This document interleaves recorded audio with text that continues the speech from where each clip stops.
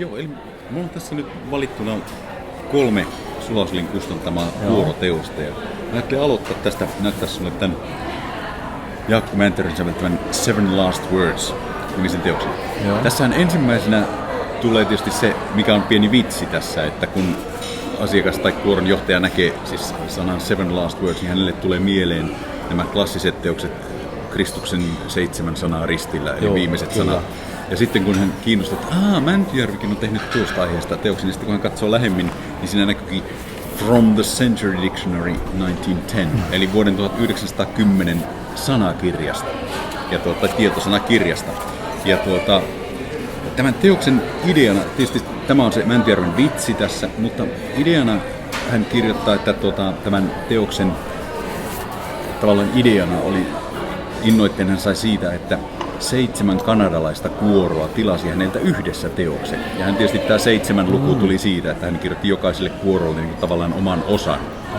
Aivan. Ja sitten Pohjois-Amerikassa on hyvin suosittuja tämmöiset tavauskilpailut. Eli jopa televisioidaan tämmöisiä tavauskilpailuja, että annetaan joku sana ja kilpailija saa kysyä sen niin merkityksen ja sen niin tavallaan selityksen sille ja sitten tämmöisen niin käyttöyhteyden. Joo. Nyt tässä teoksessa ei tarvinnut sitten ottaa huomioon sitä alkuperää, koska nämä on kaikki kreikkalaisperäisiä sanoja, mitä tässä on esitelty. Eli tämän sanakirjan 7 viimeistä sanaa, jotka alkaa kaikki zetalla. Täällä on tämmöisiä zymotically ja niin poispäin, jotka tarkoittavat eri asioita, kaikkia oluen panemisesta lääketieteeseen ja hyönteisiin nämä viimeiset sanat tällä tarkoittavat. Ja Mäntyjärvi kirjoittaa tässä siis ensin sen sanan tavaamisen kirjain kerrallaan. Sitten hän kirjoittaa sen tieteellisen määritelmän, säveltää tämmöiseksi niin kuin resitatiivinomaiseksi. Ja sitten vielä siinä on sitten sen sanan käytöstä niin kuin tietyssä yhteydessä, tekstiyhteydessä se sana on käytetty. Jolloin, eli tämä on niin kuin jokainen osa on tavallaan niin kuin tämmöinen rakennettu sen tavauskilpailun hauska idea. Tämä on hyvä idea. Mutta erittäin hyvä ja käyttökelpoinen. Olen tämän itse kuullut silleen esitettävän, niin tämä toimii tosi hyvin. Ja että se rakenne, että tavallaan siinä tulee niin johdannonomaisena nämä tavaaminen ja selitys, mutta sitten se käyttöyhteys on tavallaan niin kuin oma itsenäinen laulunsa siinä. Niin. Erittäin hieno. Koska, siis tämä on just julkaistu vai? Tämä on julkaistu nyt ihan 2016 ja 2015 on sävelletty. Okei, ja sitten kun se vapautui siitä tavallaan tilauksen asettamasta karenssista, niin sitten saatiin julkaista tämä. Nämä on osoittanut mielenkiintoa tuolla maailmallakin ympäriinsä. Just joo. On katos. Sitten toinen teos, tämä on myös mielenkiintoinen, toinen näistä Sulasolin kysytyimmistä ja tunnetuimmista säveltäjistä on tietenkin Eino Juhani Rautavaara. Ja tämä suomalainen rukouskirja, niin tämä on sillä lailla hauska historia tällä, että Sulasol oli vuonna 1952 järjestänyt sävellyskilpailu. Ja nyt tuossa vuonna 2013 mä sitten aloin käydä läpi Sulasolissa olevia noita sävellyskäsikirjoituksia, käsinkirjoitettuja käsikirjoituksia, että lahjoitan ne Kansallisarkistoon, koska ne on siellä paremmassa turvassa ja tutkijoiden käytössä ja näin poispäin. Sitten siellä oli tämän vuoden 1952 sävellyskilpailun materiaalia. Ja mä sitä kävin läpi sitten, niin sieltä löysin sitten, tai tuli vastaan yksi teos, jonka on kirjoittanut Eino Rautavaara, Taivahan ilohon -niminen laulu. Ja nyt oli ollut pitkään, se oli julkaistu jo silloin vuonna 1952, koska se oli saanut 3. palkinnon tässä sävellyskilpailussa. Ja mäkin olin ajatellut, että se on Eino Rautavaara, oli nimittäin Eino Juhani Rautavaaran isän nimi. Kyllä. Ja mä ajattelin, että se on, koska hän oli myös laulaja ja muusikko, että hän oli myös kirjoittanut sen sävellyksen. Mä en ole sitä ajatellut sen kummemmin. Mutta sitten mä rupesin käymään läpi ja sieltä löytyy sitä pinosta, siitä ei-julkaistien pinosta, löytyy sitten 2 laulua, jotka oli täsmälleen samalla käsialalla kirjoitettuja. Ja nämä niin kuin yhdistyi sitten, että nämähän on kokonaisuus. 3 laulua ja sen tosiaan tämän sitten näiden ei-julkaistien kanteen oli kirjoitettu sitten suomalainen rukouskirja. Ja siinä tässä on tämmöisiä kuin Tuos mettä kielelläsi, Saunarukous ja Taivahan ilohon, tämmöisiä niin kuin Kalevala-tyyppisiä tekstejä, poimittia ja eksotsia. Ja silloin sitten nämä yhdistettiin, että tähän täytyy olla, koska vuonna tajusin, että Eino Rautavaara, Eino Juhanin isä, oli kuollut jo vuonna 1939. Aivan. Joo. Eli hän ei voinut 52 osallistua enää todennäköisesti sävellyskilpailuun. Aikamoinen sattuma. Joo. Ja sitten mä otin yhteyttä Eino Juhaniin ja kysyin, että mites, voiko olla, että nämä on sinun... Joo, kyllähän ne teki sinun sinne sävellyskilpailuun. Eli hän on 23-24-vuotias nuori mies tehnyt. Ja sitten tehtiin sopimus ja julkaistiin nämä. Ja tämä oli sitten sai kantaesityksensä Tampereen sävelissä vuonna 2013 sitten tehtiin. Ja tämä oli tosi aivan hieno taattua Rautavaaraa, siis tyyliltään ja soinniltaan. Kuka sen kanta esitti? Sen esitti Klementtiopiston kamaripuolella. Just. Joo. Ja sitten tästä seuraavaksi, kun Jaakko Mäntyjärvi säveltäjänä oli mukana tässä projektissa käymässä läpi niitä käsikirjoituksia, niin hän tästä innostui ja hän kirjoitti siihen kansainvälistä käyttöä varten niin latinankielisen tekstin. Käänsi siis latinaksi nämä tekstit erään amerikkalaisen professorin avustuksella. Ja Kyllä. Ja nämä on niin kuin latina, tässä on latina suomi sitten tässä samassa mielessä, mutta lisäämään sitä käyttöä. Eli sai Liber Fennicus Precationem nimen. Joo. Kuinka vaikeaa teossa on sitten?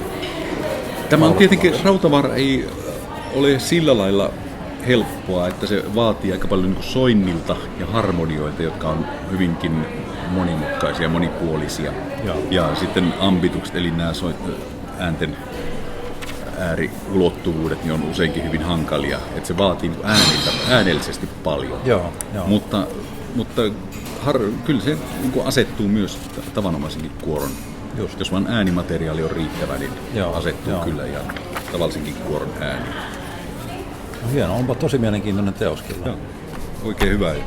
Ja tämmöinen kuitenkin merkittävä semmoinen niin tämmöinen milestone tuollaisessa, että niin tämän säveltäjän elinkaarissa, kun hänen niin nuorena tehtyä tuotantoa kuitenkin vähemmän on olemassa. Kyllä. Eikä tämä kanta esitettiin 2013. Kyllä. Ja kokonaisena, Niin, just. Joo. Onko se tiedätkö, onko sitä esitetty sen jälkeen kuinka paljon? On. Esimerkiksi tuolla Minneapolisissa Yhdysvalloissa on tehty USA:n kantaesitys ja sen jälkeen kyllä. Katos vaan. Joo, ja tämän jälkeen sitten vielä Kansallisarkistosta löytyy yksi Rautavaaran mieskuoroteos kuin Lapsen virret, joka muun muassa puuttuu hänen tästä mieskuoroteosten kokonaisjulkaista sen takia, että siitä ei ollut tietoa tai sitten sitä ei muistettu. Se oli myös vuodelta 1952. Joo. Ja tosiaankin Eino Juhani Rautavaara on itse nämä vielä eläessäni käynyt läpi ja tarkistanut ja tehnyt pieniä tarkistuksia, niin nämä on hänen siunaamiaan julkaisuja. Hienoa. Hienoa, että tämmöisiä löydöksiä tulee. Kyllä. Täytyy toivoa, että niitä löytyy vielä lisää. Niinpä sanois muuta. Jostakin. Ei sitä koskaan tiedä, että joku tommoinen sävellyskilpailumateriaali, niin kuin Sulasolissa just oli, niin nehän jossain muuallakin on voinut olla sävellyskilpailuissa sitten valmiita, mutta missä ne materiaalit on, niin aivan. Näissä on tietysti se ongelma myös, että niin kuin Sulasolilla siinä Pinossa, joka lähetettiin Kansallisarkistoon, niin oli näitä käsikirjoituksia, mutta kun on nimimerkillä osallistuneet, mutta missä on ne nimitiedot, usein on sellainen kuori, jossa on sitten nämä säveltäjän tiedot erikseen, niin aivan. Missä ne on sitten, ne usein on joutuneet eroon toisistaan. Näin.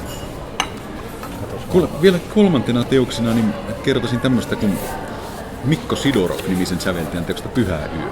Joo. Mikko Sidorov siksi, että hän on niin kuin nuoremman polven säveltäjä. Hän on syntynyt vuonna 1985, eli 32 vuotta tänä vuonna. Ja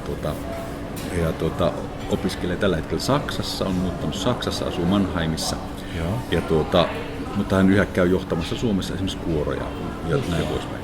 Ja hän on kirjoittanut tässä jo jokunen vuosi sitten, katsotaan 2010, Lumenvalo-lauluyhtiölle tämmöisen teoksen Pyhä yö Yrjö Jylhän tuttuun kiirastulikokoelman runoon. Pyhä yö, jossa oli muuan Jooseppi Kirvesmies, oli siellä missä me muutkin, ja iältä vaimo ja kotimies. Että tähän sota-aikaisen runon, mutta todella onnistunut luomaan semmoisen hyvin koskettavan ja juuri semmoisen oikean henkisen sävellyksen. Tästä on tullut yksi semmoinen niin tavallaan pienimuotoinen hitti, että monet kuorot on tätä esittäneet. Ja tämä on hyvin semmoinen herkkä, arkainen, joka niin sopii oikeastaan siihen tunnelmaan. Ja hyvin monipuolinen. Tässä on soolojaksoja, jotka on tavallaan semmoista kerrontaa ja tavallaan henkilökohtaista puhetta. Niin erittäin hieno teos. Ja sitten hieman myöhemmin hän sitten Matti Hyökin pyynnöstä kirjoitti seuraavana vuonna sitten tämän saman teoksen myös mieskuorolle. Just joo. Ja tämä on myös mieskuoreen keskuudessa saanut hyvin menekkiä ja mainetta. Joo. No, katos. Ja Mikko Sidoroffilla on meitä julkaistuna hyvin paljonkin kuoroteoksia. Pääasiassa tämmöistä niin ortodoksista kirkkomusiikkia, ja sitä hän kirjoittaa paljon, mutta toki myös niin maallista laulusta ja muuta. Joo. Ja myös englannin kielellä. Mutta tämä on tosiaankin hänen niin tämmöinen läpimurtoteoksensa. Onko sulla ollut paljonkin myytävänä Sidoroffin teoksia On, muita? kyllä. Ja kaikki Sidoroffin, Mikko Sidoroffin tämmöiset kuoroteokset, jotka on tullut julkaisuun, niin ne on Sulaslin kautta julkaistu. Just. Onpa mielenkiintoinen. Nuori kaveri kerkee vielä vaikka mitä. Kyllä, kerkee. Ja tosiaan kun nyt vielä siellä Saksassa opiskelee lisää sävellystä ja näin poispäin, niin odotettavissa on vaikka mitä. Joo. Katos. Mielenkiintoista. Voiko noihin teoksiin laittaa mitään jos niitä teemoittaisi johonkin tiettyihin tilaisuuksiin tai tapahtumiin tai vuoden aikoihin, niin onko siinä mitään semmoisia? No nämä pyhä on tietenkin ihan selkeästi jouluaiheinen, että se on niin kuin joululaulu. Tämä suomalainen rukouskirja nyt, nämä on tämmöisiä yleisrukouksia, että voisi ajatella, että tämä on tuos mettäkielelläsi tavallaan niin kuin ruoan tai ravinnon tai tämmöisen pyyntöä, ja sitten saunarukous on tämmöinen perinteinen tai vanha uskomuksiin perustuva niin kuin saunan siunaus ja taivaan ilo on sitten on tämmöistä esikristillistä sitten, että päästään taivaan. Että oikeastaan ei ole sidottu niin kuin mihinkään vuoden aikaan silleen, mutta ehkä hengellisen, vaikka kuitenkin siinä on just tämä saunarukouskin, joka on niin kuin enemmän sitä kansan uskomuksiin liittyvää näin poispäin. Aivan. Seven Last Words niin on tosiaankin sitten ihan tämmöinen maallinen teos ja en näe sille mitään rajoitteita niin kuin vuoden ajasta sille, että käy ihan yleisesti mihin aikaan vaan, mutta ehkä toimii parhaiten kokonaisuutena, että vaikka ne jotkut niistä lauluista houkuttaisivatkin silleen, että tekemään niitä esikseen ja yksittäisenä lauluina, mutta toimii kokonaisuutena, just se tulee se vitsi paremmin esiin. Onko Mäntyjärven teoksissa muita vastaavan kaltaisia? On siis, Jaakko Mäntyjärven teoksille on yhteistä se, että hänellä on aina kätkettynä joku vitsi sinne teokseen. Ja sitten se on aina kun saa uuden teoksen käsinsä, niin etsiä se, että mikä tässä on nyt se juju, niin se on yksi sellainen hauska tehtävä. Ja sitä ei passaa ensitöikseen kysyä häneltä, vaan etsiä. Siellä on muuten semmoinen. Ja sitten on tyytyväinen, kun on löytänyt sen vitsin. Hän tyylillisesti sanoo olevansa tämmöinen traditionaalinen eklektisti, eli mikä tarkoittaa sitä, että hän kirjoittaa soivaa musiikkia, tonaalista musiikkia, niin kuin hän sanoo yksinkertaisesti, ja sitten se, että hän varastaa kaiken, mitä ei ole naulattu lattiaan, eli käyttää toisten materiaalia sille niin viitteinä ja referensseinä. Muun muassa tuossa justiin yhden asiakkaan kanssa juttelin teoksesta More Shakespeare Songs, jossa viimeinen osa on tämmöinen Scurvy Tune.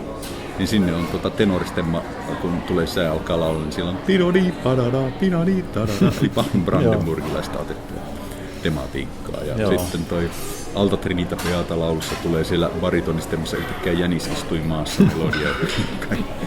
Että sillä on aina löydettävissä, ja sitten tietenkin tekstit on toki vakavia tekstejä, mutta sitten on myös semmoisia hyvin hauskoja vitsikkeitä tekstejä. Aika pirtsakka. Kyllä. Ja tuossa justiin itse asiassa kuulin juuri esityksen tuosta hänen tsekinkielinen tongue twister, tämmöinen. Se on se konsonanttilaulu. Kyllä, että siinä on pelkästään konsonanteista muodostuvia sanoja, mutta se video on just siinä, että jotkut konsonanteista ovat soinnillisia, että semmoinen R ja N, niitä pystyy laulamaan. Joo. Aiku hauska. Hyvä. Tää oli hyvä setti. Kolme tällaista kivaa poimintaa meidän sapulunasta. Miten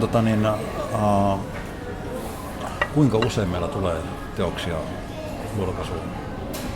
Kun miettii, että kappalemäärästä vuodessa, niin puhutaan kymmenistä. Meillä on keskiarvo noin 100 julkaisua vuodessa. Joo. Se on alimmillaan jotain 86-84. Joo. Ja enimmillään se on ollut noin 112 tai jotain. Aivan. Ja viime vuonna meille tuli 96 vuotta julkaisua. Se on ihan hyvä, kansainvälisestikin hyvä luku, että esimerkiksi Karus Verlag Saksasta, joka on iso he julkaisee paljon kirjoja, semmoisia kokoelmia, mutta julkaisuja niin semmoinen 100 vuodessa. Että Joo. Ja meillähän toki jotkut on hyvinkin pieniä, yksisivuisia saattaa olla, tai parisivuisia, mutta sitten on myös isoja, Joo. joinakin vuosina sitten ihan semmoisia kokoelmiakin tulee. Joo. Että ihan hyvä. Ja juuri